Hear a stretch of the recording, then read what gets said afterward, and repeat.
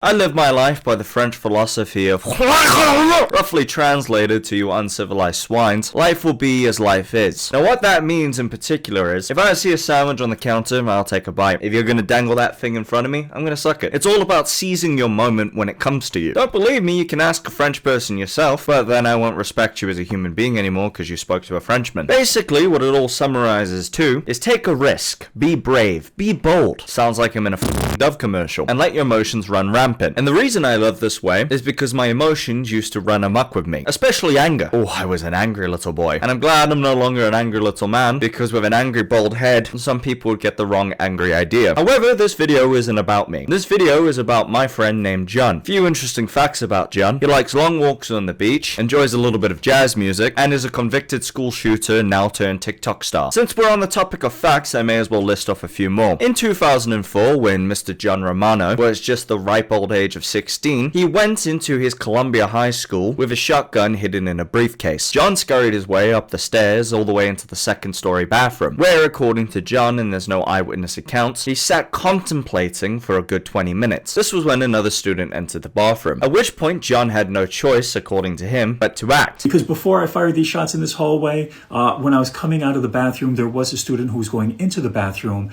and when he saw me, he froze about 3 feet in front of me. That student who came into the bathrooms, presumably for a quick cuck, unfortunately ended up cucking in the hallway because John backed him out with a shotgun. It's at this point John takes 2 pop shots at his fellow students, before eventually being wrestled and subdued, and whilst being caught in a headlock by the vice principal, the gun goes off and a passing by teacher hitting them in the leg. For John's attempt at a mass unaliving, if I'm feeling like being disrespectful, honestly, f*** yourself, Ray William Johnson. I would actually kill you myself if you were talking about my daughter and or son and claimed he got shot in the head with a pew-pew. Points his pew-pew at him and he orders him to put down his weapon. And he ultimately unalives Goldberg. It's so disrespectful. Regardless, John's pew-pew and his attempt at a mass murder landed him with a nice 20-year sentence, of which he only served 17 years. Since getting out of jail in 2020, John has turned his life around allegedly. He now works within communities to spread gun safety awareness, as well as gun reform activism. Unsurprisingly though, John's efforts, although noble, are a little bit controversial to say the least. Even myself, as somebody who believes someone can change, have a really hard time listening to an active school shooter, formerly so, preach about gun restrictions. So I'm gonna have to epic rap battles this segment and let you decide whether or not you think he's worth forgiveness. A few more intimate details of this shootout was, according to eyewitness reports as well as writings about the event, John intentionally aimed his gun at students and was only stopped due to the vice principal knocking the gun away from his hand, forcing another teacher to have their leg mangled. According to John, however, this just never happened, and in fact only put his gun towards the ceiling in an attempt to scare and intimidate those around him. Furthermore, John states his intention was never to actually kill anybody, but rather be killed in a murder suit by police, minus the murder. And it's also extremely worth noting that the shotgun that John had only had bird-killing pellets, which according to John is non-lethal. That is blatantly not true. You can easily kill a human being with bird pellet 25 meters and further. This is Top Shot ballistics.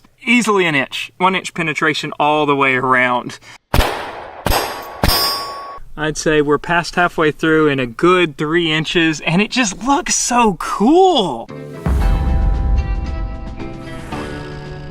A direct shot to the head with that type of ammunition can do some serious damage. And another detail that's also worth mentioning, and this is backed up by eyewitness claims, John did enter a classroom with the shotgun in tow, but he never fired the gun at anybody, and instead turned around and walked out. If John is to be believed, him taking a live shotgun into his school was an exercise attempt in committing and he never actually intended on killing anybody. However, in court though, and through police investigation, it was revealed that John left a note at his home right before the shooting occurred, making references to the Columbine tragedy, and he allegedly admitted to the police upon his arrest that he had fantasies of committing something similar to that tragedy. I'm gonna prefix that with the word allegedly because police make shit up all the time. They can have CCTV footage, eyewitness accounts, my DNA, still doesn't mean a thing if they can't prove that I was with that dog at that time. So you have the facts. Now unfortunately, unlike Ben, I do care about your feelings, and you should care about mine a little bit. Do I think that it's cool that this guy turned his life around? around. Absolutely. That's what the prison system is for. He never murdered anybody, and if you're to believe him, he never intended on murdering anybody. I'm still iffy on if I believe him or not. But the question then becomes, does this school shooter deserve or should have a massive social media following as a result of his notoriety from being a school shooter? I don't think so. I've always been personally of the belief when it comes to school shooters and mass murderers, even attempted ones, you kiss and never tell. Bringing notoriety is just gonna give other mentally deranged people something to latch onto. Now, I'm not gonna make that stupid ass joke that every hack makes, where if you know that someone's a murderer or whatever and you have to publicize it in tabloids, you should call him something lame so no other people will do it. Jack the Ripper more like Poopy McPooperson.